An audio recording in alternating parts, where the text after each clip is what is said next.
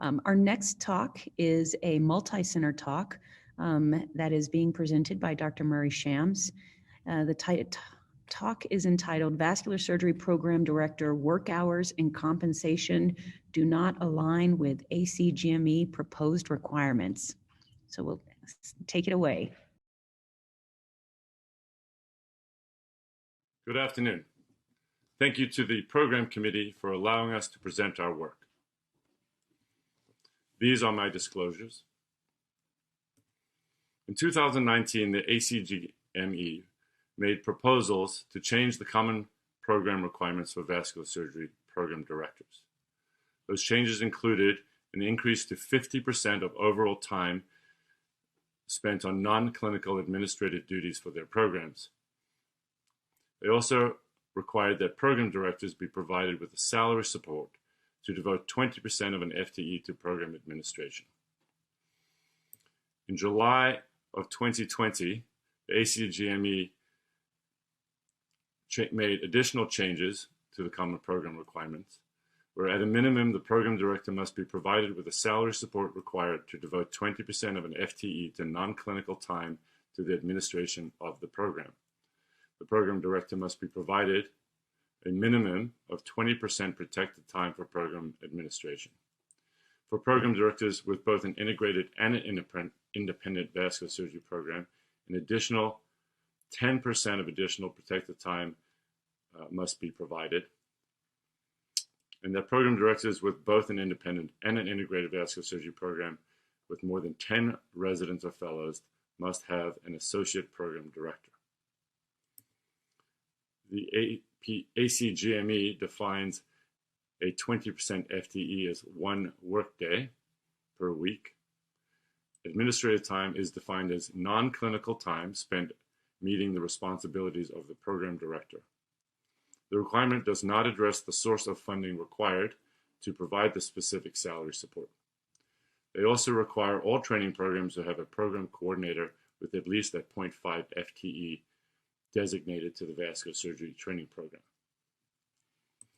To identify the current work effort and compensation of program directors in vascular surgery, the APDVS sent out a 15-question survey to all program directors in October 2019. The responses to the survey were anonymized and tabulated electronically using SurveyMonkey. We had a 59% response rate. The responses were compared as a whole and also by the type of training program, integrated only, independent or fellowship only, and programs with both paradigms. The vast majority of program directors reported as being male, with 92% of program directors in fellowships and in programs with both reporting as male. In the 9 programs with only an integrated program, 33% of program directors are female.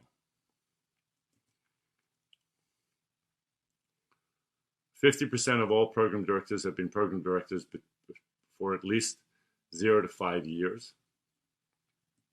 When looking at each program independently,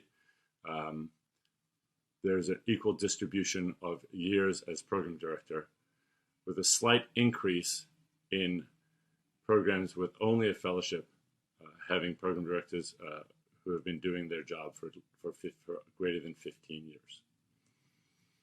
The academic rank of program directors is most commonly associate professor or professor, which make up almost 80% of all program directors. There is, however, an increased number of assistant professors, almost 50%, in programs designated as only integrated, whereas the vast majority of program directors in fellowship only and in those with both programs are associate professor or professor. 91% of programs do have a program coordinator associated with the program, and 65% of those with a program coordinator share that program coordinator with another program. In programs with both an integrated and an independent fellowship, almost 50% of programs have their own program coordinator designated to the training program. This is a vast difference to those with a fellowship, where greater than 90% of programs share their program coordinator. The number of residents for fellowship only were all below 5. With both programs, there was a vast majority of programs with 6 to 10 programs. Most integrated only programs had 0 to 5, with 1 in each of the 6 to 10 and 11 to 15 programs.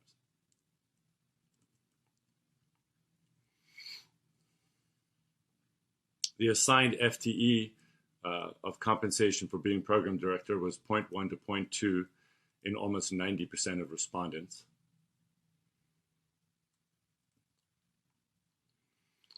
This table shows the AAMC compensation for academic vascular surgeons in 2019. You can see that the 25th percentile for an assistant professor is greater than 300,000, making a 20% of your gross compensation, approximately $60,000. We look at the compensation for program directors who responded to the survey. 44% of program directors reported receiving 0 compensation for being program director. In integrated only, that was 44%. In fellowship only, 25%. And in program directors with both programs, 57% reported receiving $0. Only 14% of program directors received more than $50,000, getting close to the $60,000, which would be 20% minimum of a $300,000 salary.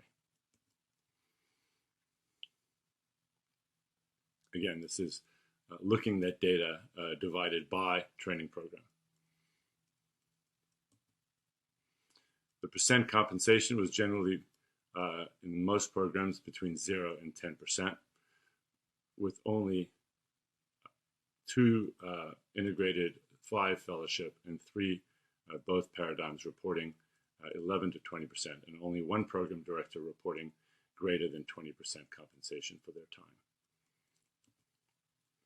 Reported administration time generally was less than 10 hours per week.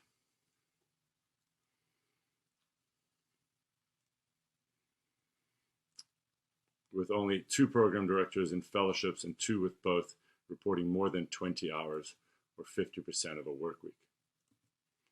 When asked what their ideal administration time would be, program directors responded that up to 20% would be adequate for administration of either an integrated, a fellowship, or a program with two paradigms.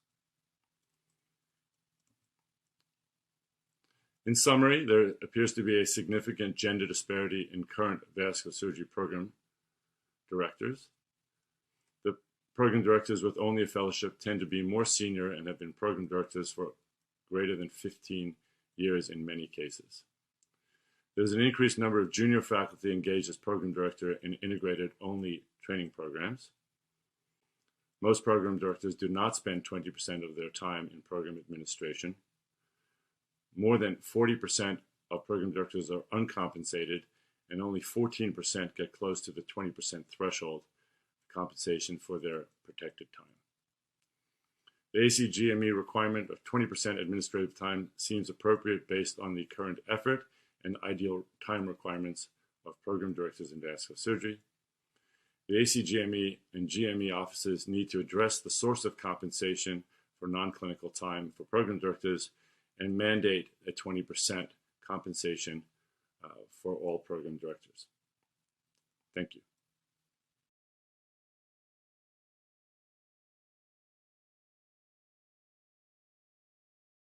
I remember taking this survey. I'm in that lower group. I receive, I think, for the entire program about $10,000. And I think one of my first questions is who should pay for this? Where should the money come from? Thank you, Misty.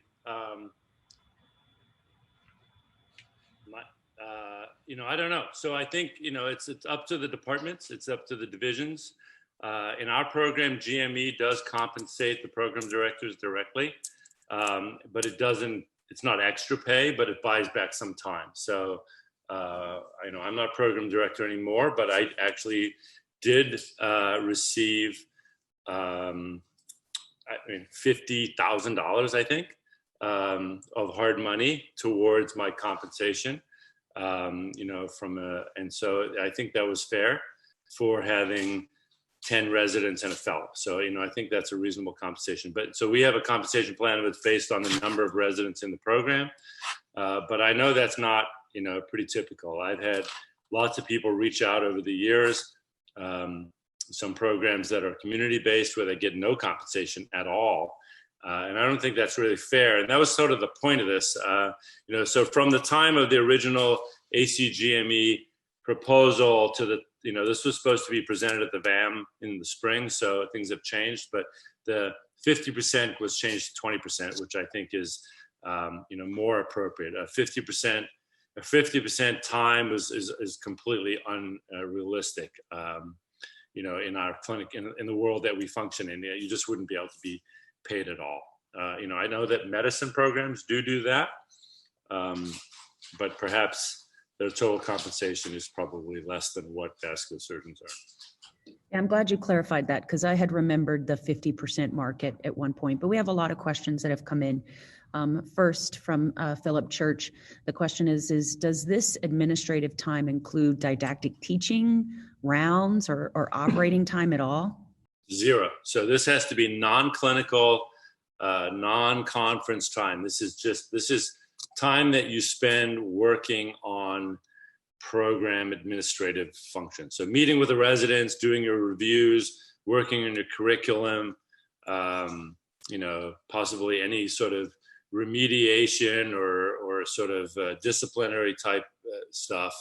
And so I think it's really challenging to find a full day. Even most people I know that are program directors do not have a full day to spend being non-clinical in any way, or including part of the didactic. So our program, we spend basically 4 hours on a Monday morning in didactics, but that would not count in this. In sort of, if you were sticking to the rules of the ACGME. Fazal Aziz said, great talk, and he agrees wholeheartedly with you. How can the vascular surgery program directors have their voice heard at the ACGME level? And how can we use vascular surgery representatives to our advantage? So I guess as my role as the, APDBS president, I would like to be able to do that. I don't think it's the ACGME sets the rules, but it's very local, right? So, the point of doing this was to see what the gaps were. And then, hopefully we can get this paper published finally, and then, hopefully use that as support for your GME office. I work at a state university, and they actually fairly well compensate. Now, I'm going to tell you, so my program director now is Mary Ottinger. She works full-time at the VA, so she doesn't qualify for any of that compensation. So she actually gets zero from GME, and we're fortunate that the VA, covers her salary in as an 8/8 VA employee. But I think that it's not really fair, but I don't know how you make the surgery department, the department chair. There needs to be compensation from the department. If it's not coming from GME, it should come from your department. How that works in community-based practices, I don't really have a solution. But, this is work that's important. It's critical for the function. I started out as a program director for a fellowship with 2 residents. That was a very different job from now when we have 12 integrated residents and a fellow. It's a very different job. And as many of you, who have integrated programs, the complexity of managing an integrated program in addition to a fellowship makes it, it's a whole nother level. I think we'll have time for one more question that came from Gabby Velasquez at Wake Forest, who is our newly elected counselor. Congratulations to her. But her comment was, this is a very telling survey. And why do you think the fellowship directors are keeping the roles for so much longer and maybe not involving some of the junior partners or female partners? without becoming political, I think it's time that those people gave their jobs up. This is a time it's an opportunity to engage young people. It's a time to become more diverse. It's, I think I don't know I don't know the reason, but I think, you can all sort of speculate, control and ego and not want to give up being the boss. I think, Dennis Bannock, and I would like to give kudos to Dennis. I was probably only 5 years out when he let me become asked me to become program director. And I think it was the best thing that ever happened, in my career and gave me huge opportunities. And I would encourage all the senior faculty at all your programs, step down, give it to a new person, and become more diverse, engage your faculty. This is a good opportunity to help somebody along in their career. I think that's a great way to end this talk. Thank you very much.